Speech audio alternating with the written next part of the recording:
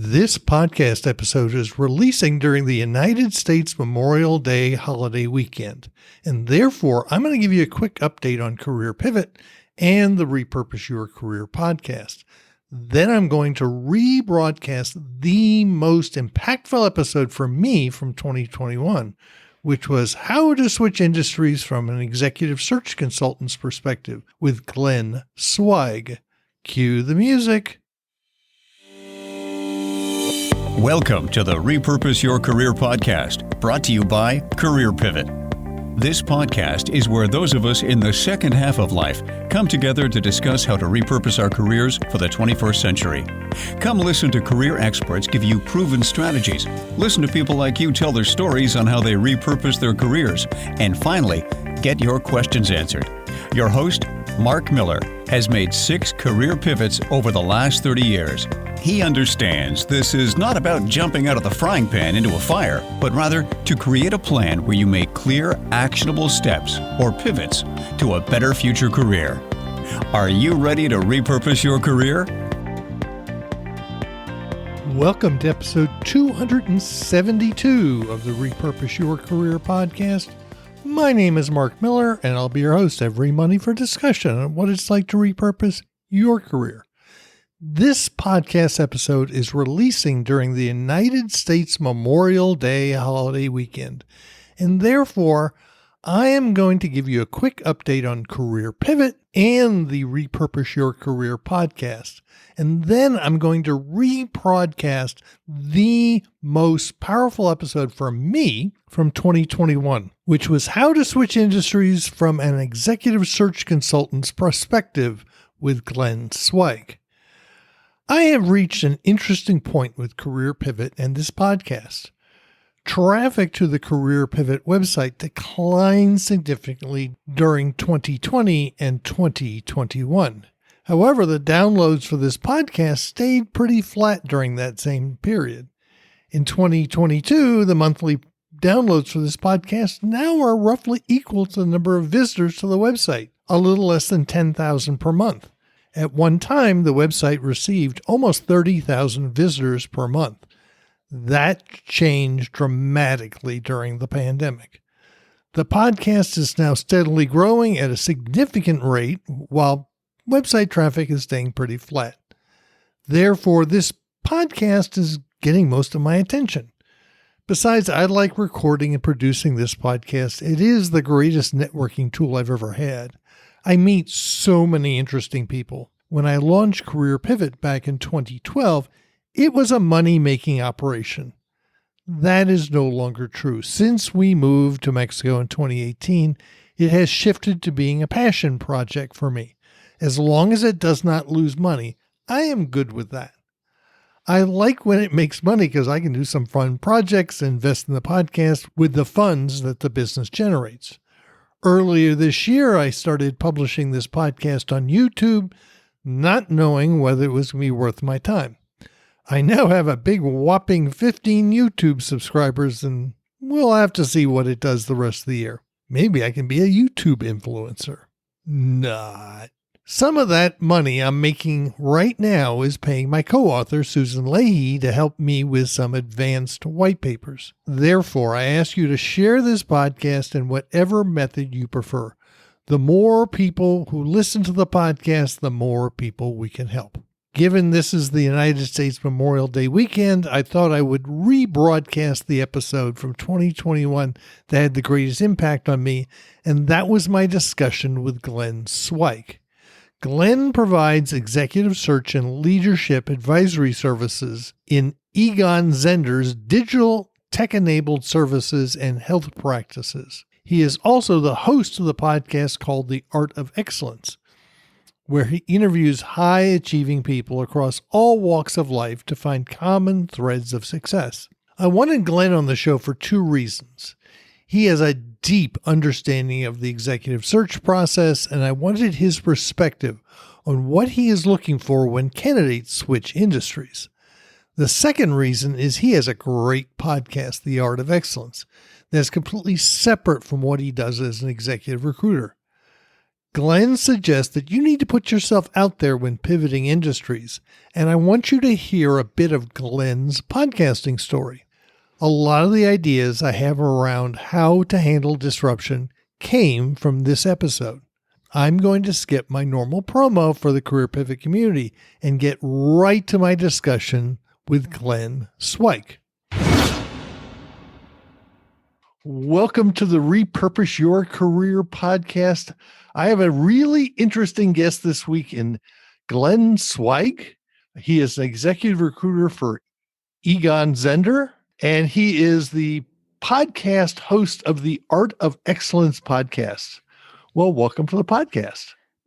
Thank you, Mark. Thrilled to be on it.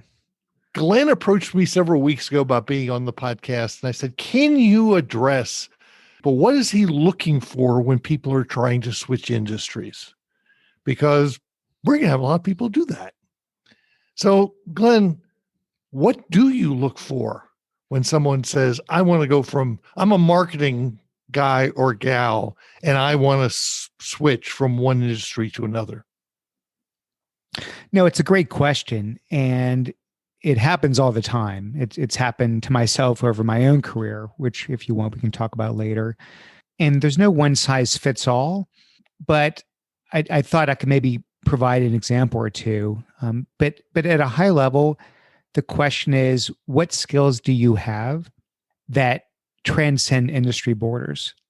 So whatever it is, I don't care what your role is, marketing or sales or finance, you have to sort of think about what have you done that could help another company in another industry. And I've done a number of searches. I got to tell you where, look, there are certainly clients that only want people that speak their language, if you will. But there are plenty that say, I'm doing a search right now for a tech-enabled media company. And they specifically don't want anyone from their industry because they are disrupting their industry. So by definition, if they bring in someone from the industry, they're going to have only the old way of doing things. And so they want people that can bring fresh insights to the table. And they're looking for people that bring functional expertise to what might be a foreign domain. And I'll share a quick story from the podcast, then I'll talk about a couple examples of people I've placed. But I recently interviewed one of the co-founders of Square, Square, the payments company, the now ubiquitous payments company. And the two co-founders, Jim McKelvey and, of course, Jack Dorsey, they had literally zero payments experience. And you think, well, okay, the founders maybe didn't, but they went out and they recruited an entire team of payments experts and fintech experts. Well, the answer is no, not a single one. In fact, they had one consultant who was a payments expert, had worked for many of the big name companies, and they fired him because they felt all they were hearing is, here's how things are done, right? These are maxims. This is how it's done. This is how you have to do it. And they said, yeah, but we're breaking those rules. We're doing things differently. So for their first several years, they didn't hire one single person with a payments background. And so that's one example, but there are a lot of those examples out there. So let me maybe, for the sake of going from a conceptual conversation to a specific one, let me talk about maybe one or two examples here. There was our clients are confidential, so I can't mention specific names, but I'll try to give plenty of details. So this was a search I did. This happened to be a search for a CFO, for a chief financial officer. It was for a major restaurant chain. And when we started the search, they said, look, this is a very nuanced industry. We need to have someone that speaks restaurant. They need to come out of the restaurant industry. That's really important to us. We said, well, okay. In general, the absolute top-notch, best-of-breed CFOs aren't necessarily in the restaurant industry simply because it's not that complex of a space. They said, that doesn't matter. This is what we need.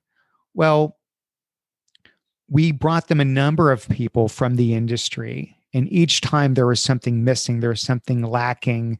There wasn't fresh thinking. There wasn't innovation. They didn't feel they could. And by the way, this was a turnaround situation, I should mention. So this company was struggling. This was really important to help think about revitalizing the business. And finally, it took about 4 or 5 months till I finally said, listen, what you need is someone that's been through turnarounds. You need someone that knows how to operate in a tight margin business. By the way, this was controlled by a private equity firm, which means there was a lot of debt on the business, which makes it very difficult to operate. I said, you need someone that has operated in a highly leveraged environment, meaning with a lot of debt. You need someone that knows how to pivot business models because this company is struggling. They need to shift from in-house dining to delivery, from these kind of foods to a different set on the menu, from Gen X to millennials. There were all sorts of ways they had to pivot. You need someone that's done that before. And then finally, you need someone that knows how to rationalize a portfolio, meaning we've got all these restaurants out there. Should we shut down some of them? Should we open new ones up? What's working and how do we take best practices across the entire portfolio and kill bad ones? And I finally convinced them that if we could find someone with these skill sets, even if they don't come from the restaurant industry, they'll bring fresh thinking and they'll inject a lot of know-how that can help this company. And sure enough, it took enough months of getting a lot of false positives to finally have them open the aperture a bit. And I brought 3 or 4 people outside the restaurant, never, ever have worked one day in a restaurant, not even the cash register, in high school. And they loved them, absolutely loved them. And they hired one of them and they were able to execute a really successful turnaround. So the point being is, of course, it took a client to be open to it. But at the same time, what they ended up being drawn to were the skill sets. And the skill sets is beyond I'm a finance person in this case. The skill set was around all the things I just mentioned, right? All these different areas of what do you do within the finance function? How do you help drive transformation through the function that you come to the table with?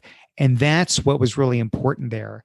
So what I would urge your listeners, and this is true whether you're displaced currently and looking to get back in the seat, or you're happily or maybe less than happily employed, but thinking about maybe making a switch and going into a different space, which is what are the skills that you bring to the table that can help a company get to where they're going? And that's the important thing, which is what is the situation that the company is wrestling with? And how can you help them get from point A to point B, which takes some amount of research, which is the other point, which is you've got to do your research. What's happening in the industry? What's happening with this particular company? Where do they stand vis-a-vis the marketplace, vis-a-vis the competitive set? And what have you done? What playbook can you adapt, if you will, to help a certain company get to where they're going? But that takes a certain amount of research and diligence on your part. So that's the second part that's really important.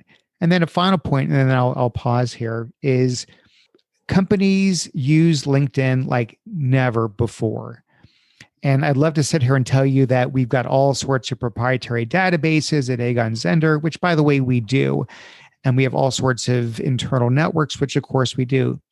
But we also jump on LinkedIn because we don't know everyone, and it's a great discovery vehicle.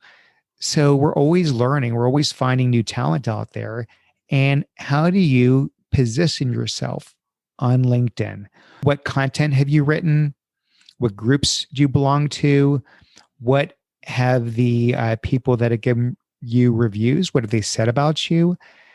What do you look like? What do you feel like when I read through your profile? What calls out to me? And I think the biggest mistake people make is when they try to be all things to all people, right? And I see it time and time again. I get unsolicited emails every day saying, Mr. Zwieg, I'd love to have a confidential conversation. I'm thinking about switching employers.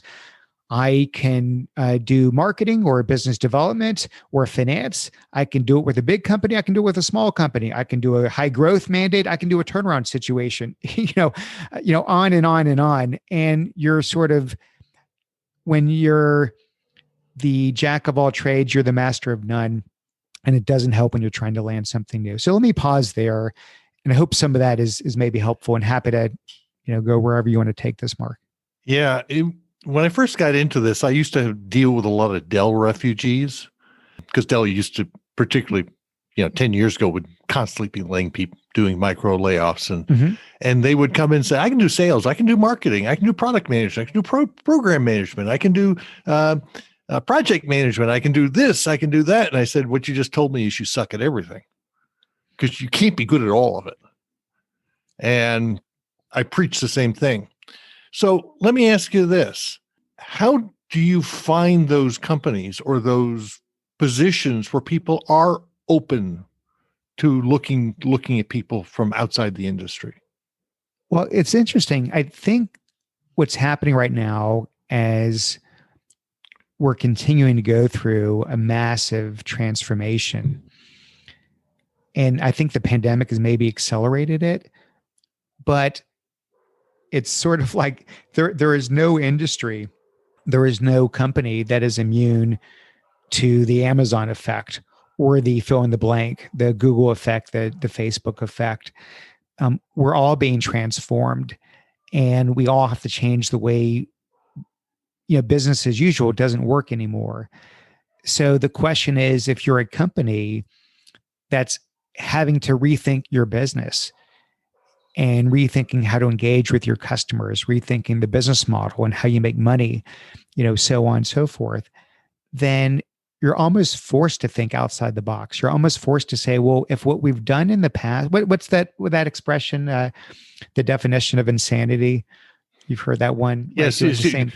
Doing the same thing over and over again and expecting a different result. That's right. So I think you'll find that, with a few exceptions, most companies are starting to understand that they need to bring in talent external to the organization. So that's almost becoming an accepted norm. The question is, are you going to be one of those people that they feel are critical to importing to help the company? So, and again, there are a few exceptions to the rule, but I do find for the most part that companies are very open to it. The only time when they need to hire from within are things around, for example, issues around data privacy, or if you're in healthcare with, HIPAA rules and things like that. In the payment space, there's a lot of rules and regs to navigate. You're always going to need some domain expertise in some particular niche areas within your industry. But when you think about forming partnerships, when you think about marketing, when you think about sales and revenue generation, finance, I can't think of any function where there's not these days more and more talent being imported, outside, not just outside the company, outside the industry. Like I said, it's less these days about a company's willingness to do so, and more about how do you position yourself so you're the one they feel are going to be critical, to that equation, to that talent equation, if you will. Well, let me ask you this. One of the things I've seen is in industries that are highly regulated, like pharmaceuticals, that they are less likely to grab people from outside the industry. Is that a valid assumption? Well, again, it completely depends what the role is. Yeah. So if you're hiring a chief medical officer, right? It probably helps to have someone that speaks a certain language, right? And is swum in certain kinds of ponds. But let me give you a specific example with pharma, if you want to use that. So I placed the chief digital officer for a major Fortune 500 company that is both in the retail space and in the pharmaceutical space, right? Because of the prescription side of the business. And once again, similar to the restaurant scenario I gave you, they started out exactly like that, which is we need someone that understands healthcare delivery. We need someone that understands retail. And once again, it was a similar kind of exercise, which is we found them a lot of these people, but what they found were the ideas felt like, same old. Nothing was new. There were already ideas that had been hashed out internally. There were things that had already been tried or already implemented. And so I finally said, listen, what you need isn't retail know-how or pharmaceutical know-how. They said, well, what do we need? I said, what you need is someone that understands disruption. What you need is someone that knows how to introduce new business models, and not just introduce, but then to scale from ideas to products, and from products to businesses that can transform how business is done. What you need is someone that understands how to leverage digital technology to change how you engage with your customers. What you need is someone that knows how to build and lead high-powered teams that can really work collaboratively across a very complex matrix organization. That's really important. How do you get stakeholders aligned, right, across a very big global enterprise? How do you operationalize new ideas? How do you get buy-in? And they said, yes, to all of these things. So I had someone that had come out of Amazon in this case, and it also spent time not in retail and not in pharma. It spent time in another, what I call old economy company, right?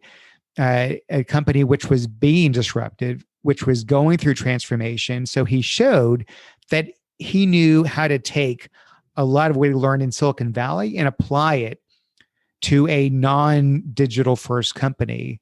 And when they saw that, they said, that's the kind of person that we need. And that's exactly the kind of person that we pulled out from that organization and brought into this one.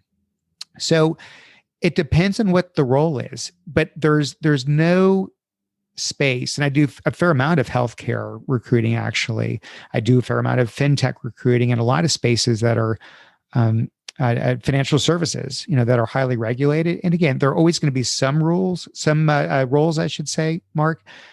But if there are roles that are around transforming the company, helping them drive efficiencies, helping them shift their business model, helping them change how they engage with customers, helping them grow, helping them innovate, that these aren't people, these aren't skill sets that are confined to industry lines. So plenty of those examples.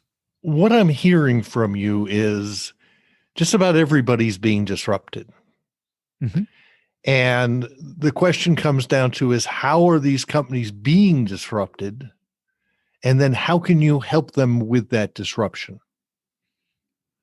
And getting as specific as you can in how you have dealt with that transformation disruption in your past experience, and kind of get away from, well, I know this industry versus I know how to deal with change, disruption, and the like.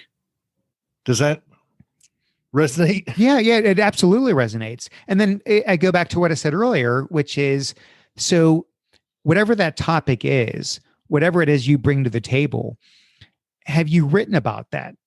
Have you posted on LinkedIn, on Medium? Have you found a way to get an article into Forbes or Inc. or HBR or some noteworthy publication?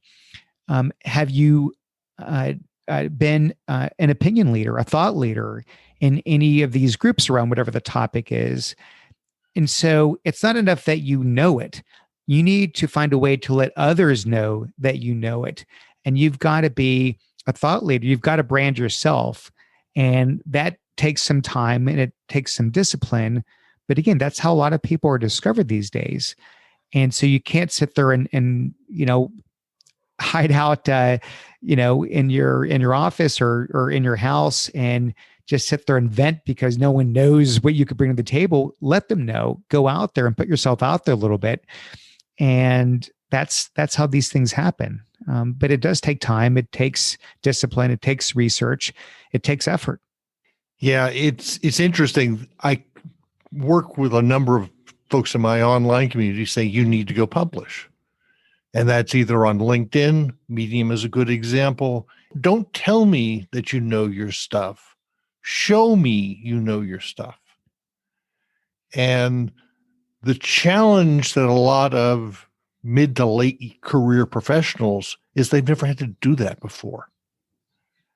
And to some extent, I'm 64. I'm on the other end of the scale of, you mean I gotta go promote myself so people outside of my realm know who I am?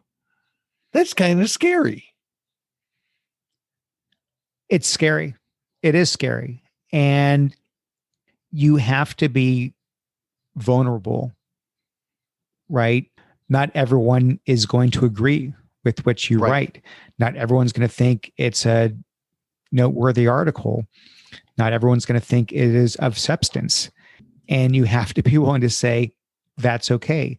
Because if I think it's worthy, if I find value in it, then certainly, others will too.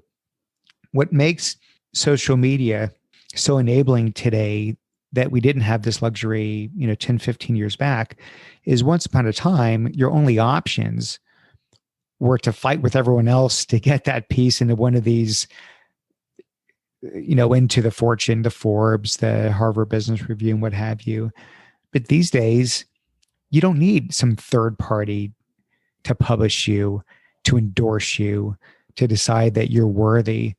Just publish something on LinkedIn. Put something on Medium. It's free. It takes no time. It doesn't have to be long, but put something out there. Start a conversation. That's the other thing, which is just start a conversation. Find a way to engage in groups. Find a way to get people to respond to what you're saying. And that's how you start to build, thought leadership. I remember I do more podcasting now, but I used to do some blogging before I got into podcasting. And I had an interesting idea for an article, which I ended up posting on my website and on LinkedIn. But I went to a major publication, an academic-oriented publication. I won't mention the name, and said, "Look, I got this idea for an article, and here's my background." And they said, "Well, here's all the stipulations for you to get into our magazine. You have to have so many, third-party sources, and then you've got to have so many references, and you've got to have some sort of scientific validation to what you're doing, and on and on and on and on and on." And I sat there and I'm like, it's not worth it. Like, it will take me months to get to the point where I have something worthy of their publication, and it'll take me a weekend to put out there to the world what I wanted to say. And it's not going to be perfect, and it's not going to be scientifically valid. It's not going to have all the references and all the validation that this one publication might need. But I found it really helpful for myself, and I got a lot of really nice feedback from it. And so my response to that is, don't worry about it. Because no matter what you do, I guarantee you, your 10th, your 20th article will be much more profound, much more fluid than what you start with. But it takes time to build that muscle. So just start with something. Just get something out there. Sometimes it's just all about momentum. And you got to do even small things just to start to create momentum. Yeah, it's interesting because I have helped any number of people start blogs and podcasts. We've got several people in my online community and the Career Pivot community doing that. And I always tell them the first stuff will produce will suck. And by the way, that's okay because you can delete it. But you build that muscle, you develop that voice, and you get better. And by the way, if you go back and listen to the first couple of episodes of this podcast, I'm not very good. I've learned how to be a much better interviewer because I didn't have that skill when I got started. Yeah. In fact, I just had someone comment literally last week.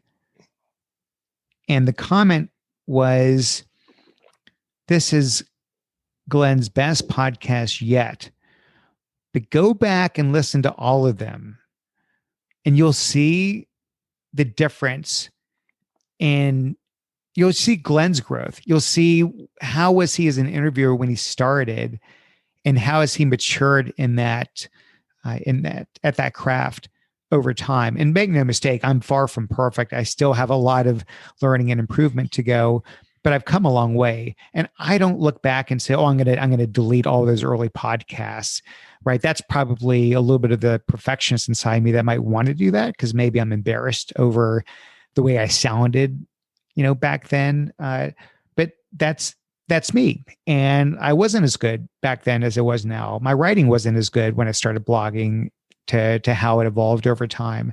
So that's all right, but you got to start somewhere. Yeah. For my listeners, I want you to go back and listen to episode 175 with Daniel Elizalde. He has an IoT podcast that he has used to brand himself. Before that, he did it with a blog. And what he did was brilliant.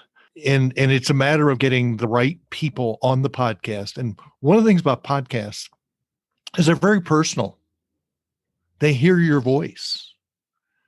They get to know you, or at least they think they get to know you. And it's interesting. It's a far more impactful process and a way of demonstrating. And Daniel talks about on his pod, on when I interviewed him, the fact that he just doesn't interview, he has a discussion. He tries to add something. Yeah, it's a good point. And I think a lot of the questions you have, there's so much of our own personal context that we're bringing to bear into a conversation that we have, right? I've had multiple past lives. I've been in tech and I've been in real estate. I've been in investments. I'm now an executive search consultant.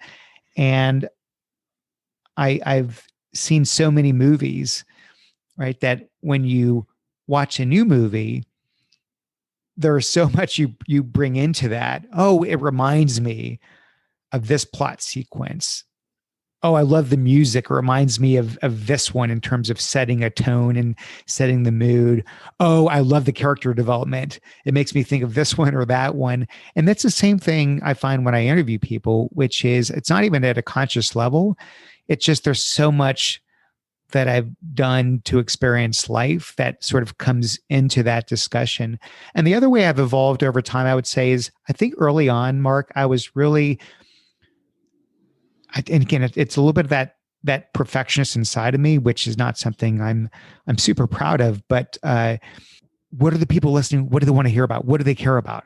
I better make sure I ask what they want to know, as if I could somehow have the magic crystal ball to know exactly what each person listening is going to care about. And I was so concerned about what I thought other people would want to know or want to hear that I forgot to listen to my own voice. And so I sort of said, let me just figure out what I'm curious about. What am I curious about? What do I care about? What do I want to know?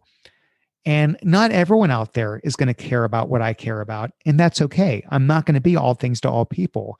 But those that appreciate my curiosity and appreciate whatever insights I bring to bear and the way I lead my discussion, my conversations with guests, those are the people that I want to have. And so I started focusing more on going inside, going inward, if you will, and thinking about, why am I interested in this person? Why do I care about this person? What is it I want to know? Because if nothing else, I like to live vicariously, through each guest. And I like to think about, wow, what is it like to be that person and have experienced this life? And I find the more I just go with my gut and what feels right to me, and less so about trying to, guess what everyone else is going to care about, I feel like the better sounding interview that I have. So, Glenn, this has been a great discussion. If you had one piece of advice for someone who is going to switch industries, what might that be? Can I give 2 pieces of advice? Sure. Recruiters like me, I mean, best case scenario, Mark, we're maybe filling 5% of the roles out there, of executive roles out there. At best, probably less than that. So we're talking small single digits. Just assume that somewhere between 90 and 95% of jobs are not filled through recruiters and are not filled through job boards. It's word of mouth, it's networking, it's people that you know. So I know we use the term network all the time, but that is actually how most jobs are filled. So find a way. Here's the advice. If you go back to what we talked about earlier, which is find your lane. What are you an expert at? What do you feel passionate at talking about? What do you bring to the table? What do you have to put out in the world?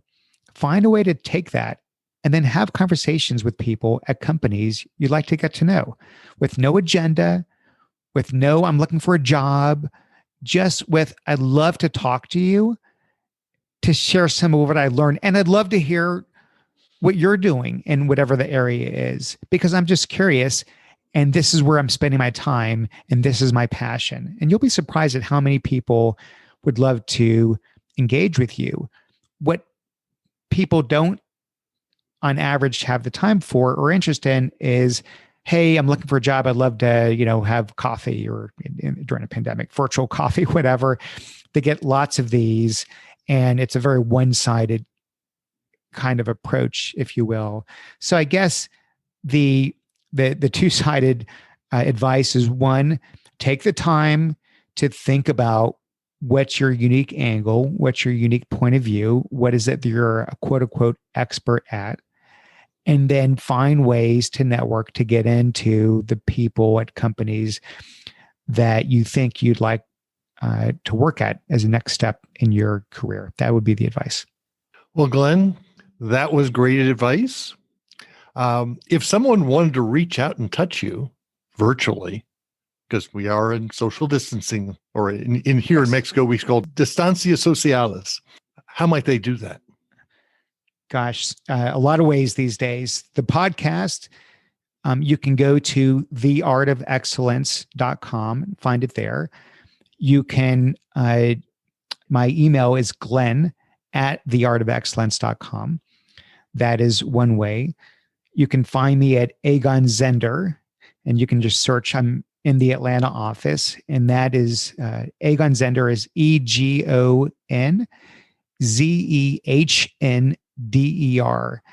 So there's a corporate website. You can find me on there. And of course, I'm on LinkedIn, I'm on Twitter, I'm on Facebook, and a number of social media outlets. And you can certainly find me there as well. And would love to hear from people. And I'll put links to all that in the show notes. Glenn, thank you very much for being on the Repurpose Your Career podcast. Mark, thank you, because this is an absolute joy. I love talking about this. And I know a lot of people are struggling with it. It's been a really, really tough last year with the pandemic. And I do feel a ray of hope. I see a light. There's still a little more crawling through a tunnel, but we're getting closer to the light. And I'd like to think that come summertime, come fall, that we've crawled out of the tunnel. The light is there once again. The sun will shine, and just have hope. Don't give up. Find a way to stay as hopeful, as positive, as optimistic as you can, but put in the work and you'll get there. Well, thank you. Thanks, Mark. Pleasure. I would encourage you to listen to this episode a couple of times. It sure got me thinking. Take a moment, go to careerpivot.com, sign up for the Career Pivot Insights newsletter, which is sent out every Sunday. You will get a weekly update on this podcast, new white papers, and new blog posts. While there, do not forget to check out the Career Pivot community, which can be found at careerpivot.com/community. Feel free to connect with me on LinkedIn. Look for Career Pivot on Facebook and LinkedIn. You'll also find me on Twitter at Career Pivot. Thank you for listening all the way to the end of the Repurpose Your Career podcast. You will find all the show notes at careerpivot.com/episode-272. You can also subscribe to the podcast on Apple Podcasts, Stitcher, Google Podcasts, Podbeam, Overcast, Spotify, Pandora, Amazon Music, and lots of other places where podcasts can be found. In fact, this podcast can be found on the Repurpose Your Career podcast channel on YouTube. I hope to see you next Monday for another episode of Repurpose Your Career Podcast.